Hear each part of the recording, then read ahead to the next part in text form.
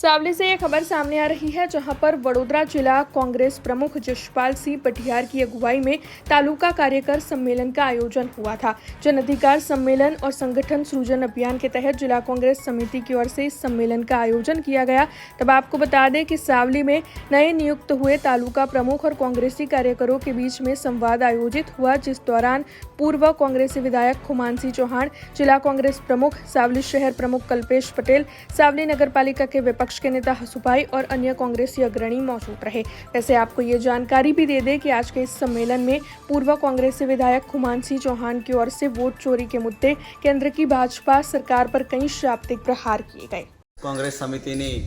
आदेश अनुसार वडोदरा जिल्लाમાં દરેક તાલુકામાં જન અધિકાર અભિયાન કાર્યકર્તા સંમેલન સાથે સંગઠન સૃજન અભિયાન અંતર્ગત નવા જે પ્રમુખોની નિમણૂક કરવામાં આવી છે અને સાથે કાર્યકરોની પણ જે વાત છે એના બાબતે આજે અહીંયા જન અધિકાર અભિયાન અંતર્ગત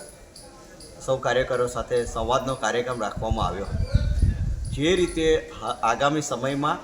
તાલુકા જિલ્લા પંચાયતની સાથે નગરપાલિકાની પણ ચૂંટણીઓ આવતી હોય અને એમાં ખાસ કરીને જે પ્રકારે રાહુલજીએ સમગ્ર દેશમાં વોટ ચોરીનો જે મુદ્દો છે એ ઉઠાવ્યો છે, એ અંતર્ગત દરેક કાર્યકરોને પોતાના બૂથમાં શું પરિસ્થિતિ છે એ પરિસ્થિતિને ઉજાગર કરીને જો દરેક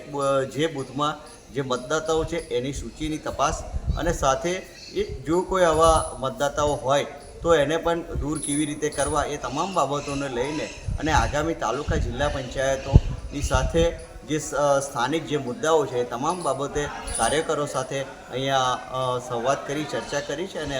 એમના સૂચનો પણ લીધા છે। કાર્યકર સંમેલન અમે આજે યોજ્યું છે અને આવનારા દિવસોની અંદર તાલુકા પંચાયત અને જિલ્લા પંચાયત, નગરપાલિકા કેવી રીતે જીતવી, વોટ ચોરીનો મુદ્દો છે એમાં ખોટા મતદારો દાખલ થયા હોય તો એ મતદારોને કેવી રીતે તપાસીને પોતાના ગામમાં, ફળિયામાં, પોતાના બૂથમાં કેવા નામ દાખલ થયા છે, કેટલા નામ દાખલ થયા છે, કેટલા સાચા છે, કેટલા જૂઠા છે, એ કાર્યકરે પોતે તપાસ કરીને એનો અહેવાલ તાલુકા કોંગ્રેસ સમિતિને, જિલ્લા સમિતિને